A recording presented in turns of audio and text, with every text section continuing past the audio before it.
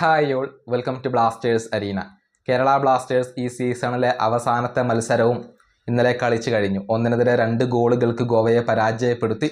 ഇനിയിപ്പോൾ കേരള ബ്ലാസ്റ്റേഴ്സ് എന്ന ക്ലബ്ബ് ഉണ്ടാകുമോ എന്ന കാര്യത്തിൽ പോലും സംശയങ്ങളാണ്. അത്തരത്തിലുള്ള റിപ്പോർട്ടുകളൊക്കെ പുറത്തേക്ക് വന്നിരുന്നു. ബ്ലാസ്റ്റേഴ്സ് അടച്ചു പൂട്ടുന്നതിനെ കുറിച്ച് ചിന്തിക്കുന്നു എന്നാണ് ചില മാധ്യമങ്ങൾ കണ്ടെത്തിയിട്ടുള്ളത്. ഏതായാലും എന്താണ് നിജസ്ഥിതി? ഇതേക്കുറിച്ച് സില്ലീസ് ഒരു അപ്ഡേറ്റ് നൽകിയിട്ടുണ്ട്. അതായത് നിലവിൽ കേരള ബ്ലാസ്റ്റേഴ്സ് പൂർണ്ണമായും അടച്ചുപൂട്ടി പോകുന്നില്ല.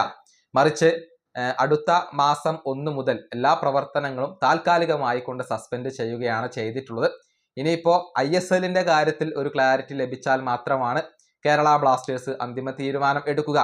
അതായത് ISLൽ തുടരണോ വേണ്ടയോ എന്നുള്ളത് ബ്ലാസ്റ്റേഴ്സ് ഇപ്പോഴും ഫൈനൽ ഡിസിഷൻ എടുത്തിട്ടില്ല. മറിച്ച് എല്ലാ പ്രവർത്തനങ്ങളും ഇപ്പോൾ താൽക്കാലികമായി കൊണ്ട് സസ്പെൻഡ് ചെയ്തിട്ടുണ്ട്. ISLന്റെ ഭാവിയുടെ കാര്യത്തിൽ ഒരു വ്യക്തത ലഭിക്കേണ്ടതുണ്ട്. അതിനുശേഷം മാത്രമാണ് ബ്ലാസ്റ്റേഴ്സ് തീരുമാനങ്ങൾ എടുക്കുക. ഏതായാലും ബ്ലാസ്റ്റേഴ്സ് പൂർണ്ണമായും അടച്ചു പൂട്ടി പോവില്ല എന്ന ഒരു ശുഭ പ്രതീക്ഷയിലാണ് കേരള ബ്ലാസ്റ്റേഴ്സിന്റെ ആരാധകരുള്ളത്. മാത്രമല്ല സില്ലീസ് മറ്റൊരു കാര്യം കൂടി പറയുന്നുണ്ട്. മറ്റു പല ക്ലബ്ബുകളും ബ്ലാസ്റ്റേഴ്സിന്റെ പാത പിന്തുടരാൻ തീരുമാനിച്ചു കഴിഞ്ഞു എന്നാണ് ഇവർ റിപ്പോർട്ട് ചെയ്തിട്ടുള്ളത്. അതായത് ISLന്റെ കാര്യത്തിൽ ക്ലാരിറ്റി ഇല്ലാത്തത് കൊണ്ട് തന്നെ ഈ മാസത്തോടു കൂടി മറ്റു പല ക്ലബ്ബുകളും തങ്ങളുടെ പ്രവർത്തനങ്ങൾ താൽക്കാലികമായി കൊണ്ട് അവസാനിപ്പിക്കുകയാണ്.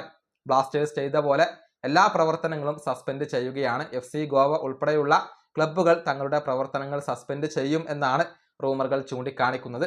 ഇനി ISLന്റെ കാര്യത്തിൽ ഒരു തീരുമാനം ലഭിച്ചാൽ മാത്രമാണ് മുന്നോട്ട് പോകണോ വേണ്ടയോ എന്നുള്ളതിൽ അവർ ഒരു തീരുമാനം എടുക്കുക. അതുവരെ എല്ലാ പ്രവർത്തനങ്ങളും നിർത്തിവെക്കാൻ കേരള ബ്ലാസ്റ്റേഴ്സ് ഉൾപ്പെടെയുള്ള പല ക്ലബ്ബുകളും തീരുമാനിച്ചു കഴിഞ്ഞു എന്നാണ് സില്ലീസ് റിപ്പോർട്ട് ചെയ്തിട്ടുള്ളത്. അതായത് ഗുരുതരമായ ഒരു പ്രതിസന്ധിയാണ് ISLും ഇന്ത്യൻ ഫുട്ബോളും ഇപ്പോൾ അനുഭവിച്ചു കൊണ്ടിരിക്കുന്നത്. ഇക്കാലം അത്രയും അഥവാ ഇത്രയധികം സമയം ലഭിച്ചിട്ടും ISLന്റെ കാര്യത്തിൽ ഒരു പരിഹാരം കാണാൻ ഓൾ ഇന്ത്യ ഫുട്ബോൾ ഫെഡറേഷനോ അവരുടെ പ്രസിഡന്റായ കല്യാൺ ചൗബയ്ക്കോ സാധിച്ചിട്ടില്ല. ഈ വീഡിയോ അവസാനിപ്പിക്കുന്നു. അടുത്തൊരു വീണ്ടും കാണാം.